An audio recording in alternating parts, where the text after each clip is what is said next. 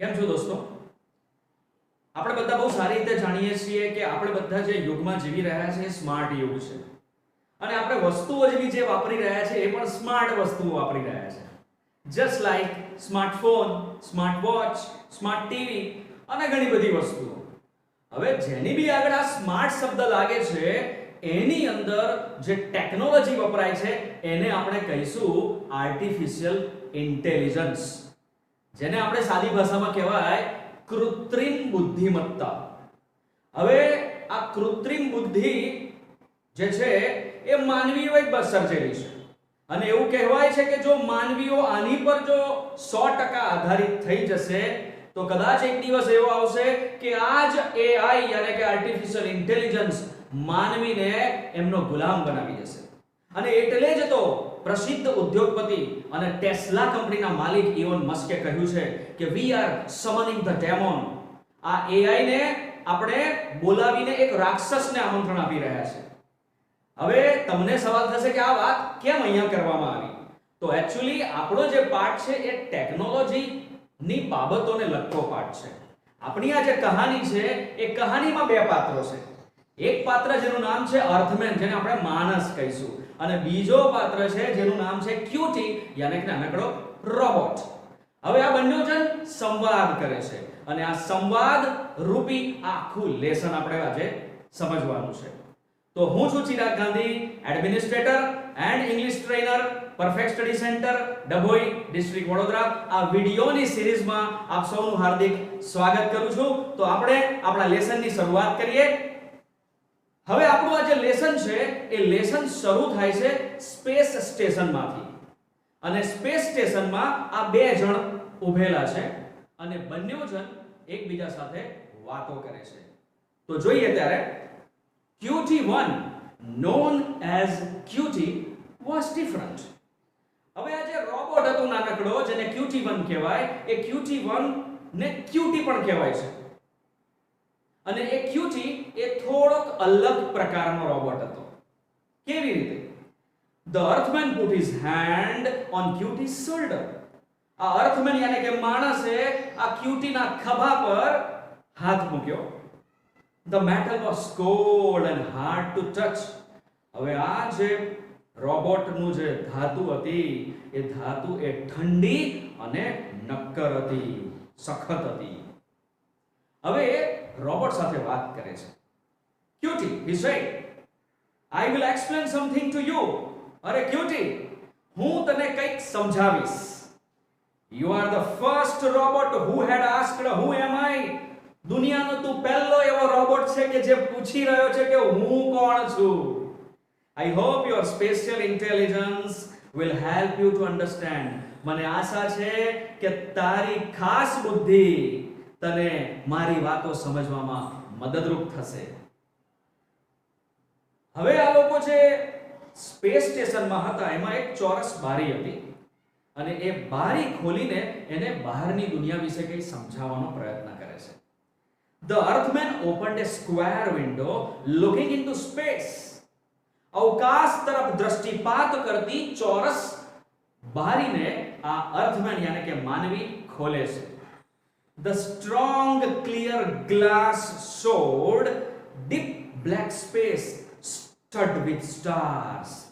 હવે આ મજબૂત સ્પષ્ટ કાચ એ બતાવતો હતો કે અવકાશ એકદમ કાળું છે અને તારાઓથી ભરપૂર છે. હવે એ આ વસ્તુને પોતાની જોડે ઊભેલા રોબોટને કેવી રીતે બતાવશે, એને કેવી રીતે સમજાવશે એ તમે જુઓ. What do you think it is? asked the earthman. અર્થમેને પૂછ્યું કે ભાઈ ક્યુટી, તારી દ્રષ્ટિએ આ બારીની બહાર જે દેખાઈ રહ્યું છે શું છે? Exactly what it looks. મને કહેજે કે એ એક્ઝેક્ટ કેવું દેખાય છે, શું દેખાય છે? Replied QT. A black material just beyond the glass. મને તો આ કાચની પેલે પાર એક કાળા કલરનું પદાર્થ દેખાય છે, એક મટીરીયલ દેખાય છે. And there are lot of bright blinking dots. અને ત્યાં આગળ ઘણા બધા ચમકતા ટપકા દેખાય છે. હવે સાંભળો, માણસ એને સમજાવે છે કે આ વસ્તુ છે શું. તો પેજ નંબર 37 પર નજર કરો કે નાઉ લિસન કેરફુલી. હવે તું ધ્યાનપૂર્વક સાંભળ. The blackness you see is emptiness. અરે ક્યુટી, તને જે અંધાર પણ દેખાય છે એ કોઈ કાળો પદાર્થ નથી, એને કહેવાય છે અવકાશ. વાસ્ટ endless emptiness, વિશાળ અનંત અવકાશ. The little gleaming dots are huge masses of energy filled matter. અને તને જે નાના નાના ચમકતા ટપકા દેખાય છે એ શક્તિથી યાને કે ઉર્જાથી ભરેલા પદાર્થો છે. We call them stars. આપણે તેને તારા કહીશું. Some of them are millions of kilometers in diameter. અને એના વ્યાસમાં જોવા જઈએ તો એ તારલા લાખો કિલોમીટરની અંદર ફેલાયેલા છે. The space station where we are now is only 1 kilometer in diameter. Cutie, તું વાત ધ્યાનથી સાંભળ કે જે આપણે અવકાશ સ્ટેશનમાં ઉભેલા છે એ એના વ્યાસમાં માત્ર 1 કિલોમીટર જેટલું છે અને પેલા જે તારાઓ છે એ લાખો કિલોમીટરના વ્યાસમાં ફેલાયેલા છે. The dots seem tiny because they are so far off. અને એ જે ટપકા તને નાના નાના દેખાય છે ને એટલા માટે કે ખૂબ દૂર આવેલા છે. Some of these dots are not stars. અને ધ્યાન રાખજે, એમાંના કેટલાક જે ડોટ છે એ તારા નથી, but they are planets. પણ તેઓ ગ્રહ છે. Worlds that human beings live on. એવી જે દુનિયાઓ છે કે જે દુનિયા પર તારા મારા જેવા, ખાસ કરીને મારા જેવા માનવીઓ રહેતા હોય છે. The one you see in the bottom right hand corner of the window is our own planet.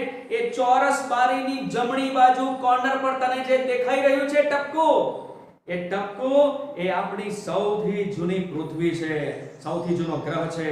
Good old earth, સૌથી જૂનું આપણી પૃથ્વી છે આ.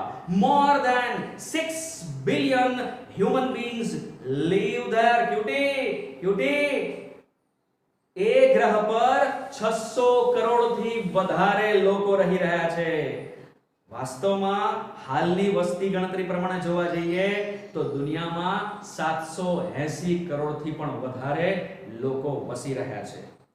હવે શું આ ક્યુટી આ માનવીની વાતોને માનશે ખરો? જુઓ આગળ. The red light of Cutie's electronic eyes looked at the earthman. હવે આ જે ક્યુટી હતો એના પર જે લાલ કલરની જે ચમકતી આંખો હતી એ આ અર્થમેન તરફ જુએ છે. Do you, said slowly, think I will believe any such imaginary tale as you have just told me?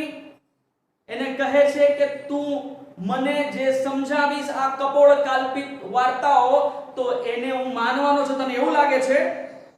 Do you think I am stupid? તને એવું લાગે છે કે હું મૂર્ખ છું?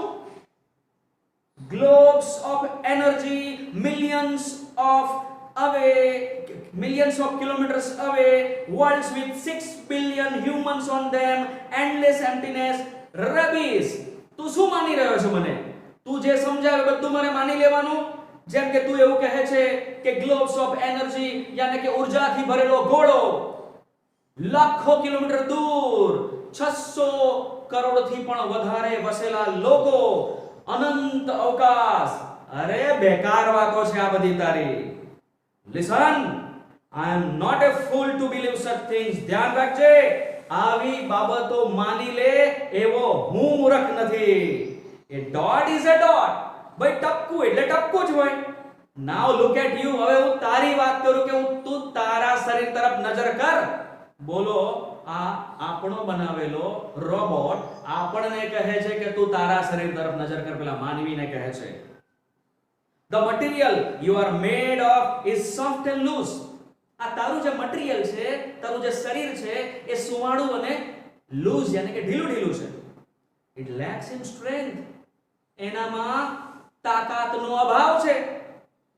You depend for energy on wasteful consumption of vegetables and meat. તમારા જેવા માનવીઓએ નકામી વેડફાટ થઈ જતી વસ્તુઓ પર આધારિત રહેવું પડે છે, જેને તમે શાકભાજી અને માંસ કહો છો. He pointed a finger at the remains of a sandwich. ત્યાં પડેલી સેન્ડવિચ તરફ એને આંગળી કરીને એને કહ્યું કે આવી નકામી વપરાશવાળી વસ્તુઓ પર તમે નિર્ભરિત છો માનવીઓ. હવે શું કહે છે એ જુઓ આગળ. You pass regularly into a coma you call us sleep. દરરોજ તમારે કોમામાં જવું પડે છે, જેને તમે ઊંઘ યાને કે નિદ્રા કહો છો. The least change in humidity or temperature decreases your abilities. અરે ભેજમાં થોડો ઘણો પણ પરિવર્તન આવે, ફેરફાર આવે, અથવા તો ઉષ્ણતામાનમાં સેજ પણ વધારો થાય તો શું થાય છે? તમારી કાર્યક્ષમતા ઘટી જાય છે. I am sure you are a temporary arrangement. મને પાકી ખાતરી છે કે તમે લોકો એક કામચલાઉ વ્યવસ્થા છો. When a better model comes, they will throw you away. જ્યારે કોઈ સારા મોડેલ આવશે ને તમારા કરતા પણ, તો તેઓ તમને ખદેડી મૂકશે, તેઓ તમને ફેંકી દેશે. He rose erect. એકદમ મક્કમ ઊભો રહ્યો. On the other hand, હવે પોતાની જાતની સરખામણી કરે છે. અને બીજી બાજુએ I am perfectly made. હવે તું મને જો, હું એકદમ સંપૂર્ણ રીતે નિર્મિત છું, સંપૂર્ણ રીતે બનેલો છું. I absorb energy directly and I use it without wastage. તું જો મને કે હું આ બધી વસ્તુઓને એબ્સોર્બ કરું છું, યાને કે શોષું છું, મારામાં લઉં છું, સીધી રીતે ડાયરેક્ટલી લઉં છું, અને હું કોઈ પણ વેડફાટ કરતો નથી, આ બધી વસ્તુને વાપરું છું. I am made of strong metal. હું એક સખત ધાતુમાંથી બનેલો છું. I am continuously awake.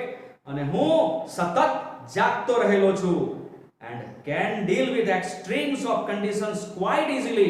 અને કોઈ પણ અવસ્થા આવે, કોઈ પણ પરિસ્થિતિ આવે, તીવ્રમાં તીવ્ર પરિસ્થિતિ કેમ ના આવે, અમે એને સરળતાપૂર્વક એનો સામનો કરીએ છીએ. It is certain you will agree.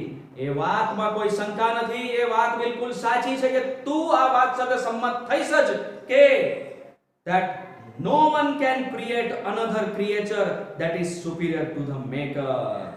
કે સર્જકથી શ્રેષ્ઠ હોય તેવા પ્રાણીનું સર્જન કોઈ પણ કરી શકવાનું નથી.